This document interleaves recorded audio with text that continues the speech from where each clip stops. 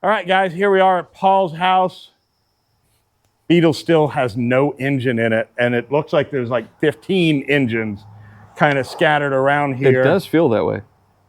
There's some painted parts. Well, I mean, they'll look pretty once they're on it. So what's happening? What's going on?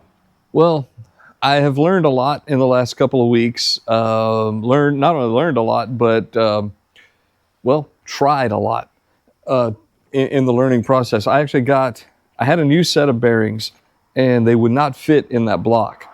And so I borrowed this set of bearings from a friend, and they were the same way. So having two sets of brand new bearings not fit in that block told me something was definitely wrong. But this middle bearing right here, this block is made out of magnesium. This middle bearing had gotten hot because of a rod knock, warped this essentially. It happens on Volkswagen engines. They can warp. It's a soft metal, and if they do that, not a problem. It can be fixed by boring. They run a boring machine, not a machine that's not exciting. A machine that bores Makes the hole bigger. Makes a big hole bigger by 0.5 millimeters at a time. So anyway, the bearing that wouldn't fit in here meant that that block needed to be line bored. This block is the engine that came out of the car. It's already been line bored, so it was hard to find a set of bearings to fit this block, which is why I was trying to use this standard block. No, not going to happen. I found a set finally of bearings for this engine or this block, and that's what I'm going with. I'm going to put the original block back in. I even went. Where did you find the bearings? I think it's called Cal Look Performance or something like that. It's in Denton, Texas. Oh. And they do a lot of Volkswagen mods and such. If that name is wrong, I'll correct it in the next episode. Remind me about that. But the way that I measured the hole in the center is I clamped the block together, and then I took this tool here. You can squeeze it down, and then you place it into the bore and open it up, and then you can make a measurement both ways. This one is egg-shaped, essentially. The middle hole is not shaped even. This one is, and it is exactly 0.5 millimeters over. So we have a good block. We have bearings on the way. I have all the new parts. Great cam. This thing is in beautiful condition. We've got a crankshaft that's actually assembled. This is all put together. It's not torqued yet, but it's all put together, and everything is within spec, all great. Hoping if the parts come in Tuesday, the bearings for this block come in Tuesday, I'll be able to throw it on the stand, and by the end of the week, have it all back together. And as everybody knows, a Beetle engine, once it's together, takes about 45 minutes to get back in the car and hitting the road. So we should be. Of course, it is a holiday week, but I'm thinking by maybe next weekend we should be able to put the engine in. I'm looking on the table of tools, and here's this big adjustable wrench. Some people call this a crescent wrench, but it can also be used as a hammer. Yes, that's what I was going to talk about. Look at the hammer marks on this thing. I mean, it is pretty heavy. Yeah. Pittsburgh, made in China, with those hits on it, it's still in one piece. So I'll show you. Well, it's kind of stuck on here, but this is the bolt I was using that for.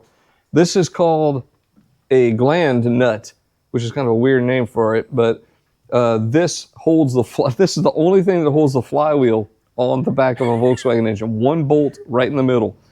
It's torqued to about 250 foot-pounds. So it requires bracing the engine against, or the flywheel against the ground, and usually taking like a 5-foot cheater pipe, I guess you'd say, or a long torque wrench, and cranking down on that thing until it gets to a really high torque. Or you can just hit it with a bunch of ugga-duggas. All right, I actually smelt the paint when I walked in. I don't know if it's from this or from something else you might have painted, but Yeah, this is oil-based paint. The smell kind of lingers. It smells good. what It's are nice. these parts? So this is they call it the tin, engine tin, not tin like the number 10, but tin like metal. And so this is the cooling ducts for these engines. They're air cooled. So these cylinders will essentially end up resting under this metal, and air will flow over these fins like an airplane, or any Honda three-wheeler, whatever. Lawnmowers are all air cooled, and the airflow will going over these will actually cool them down and keep them at the correct temperature.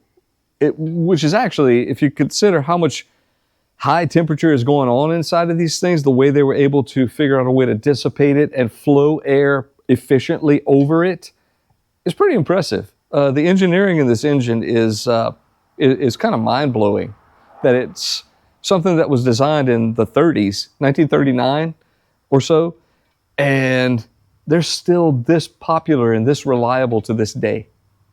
Well, that's about all we can talk about. He hasn't done any work on the Beetle. It's up there on the lift. All the work has been done out here, and then back to square one, back where the original engine he was going to build to put back in it. He did do some work on the Z, and that's going to be on another episode in the Z series, but we'll get to that. We will need to find the coolant leak on the Beetle. Yeah, and the radiator. We don't have a radiator Yeah. yet. That's right. I'll probably have to make one. Oh, here it is. Oh, there it's. We just showed you the radiator. Right. Is that it? There's nothing else, huh? No, not really. The part is on the way, and I've been kind of cleaning the shop and putting things away. So I think by next week we'll have more to show, and hopefully within maybe 2 weeks we'll be able to actually hear it run. That would be great. Let me show you this thing. I've showed you the clutch before, but here's my hand. There's Right. the clutch. If you think that's cute, you should see the one on the Sprite. Oh, it's even smaller? Slightly smaller, yeah. Oh, Jesus. It's 65 horsepower. So, I mean, there are lawnmowers that are probably 40 horsepower. So, yeah, it's not that much torque. It doesn't really have that much to hold. That same size clutch, like I said earlier, has been around since, well, the 30s. It's the same exact clutch that was used on every Beetle since inception. All right, guys. Well, we knew there wasn't much to talk about, but we wanted to get it out there anyway and keep you guys updated. So thanks for watching. Watch the next one. Until then, buckle up, put it in gear, and drive it. Drive it.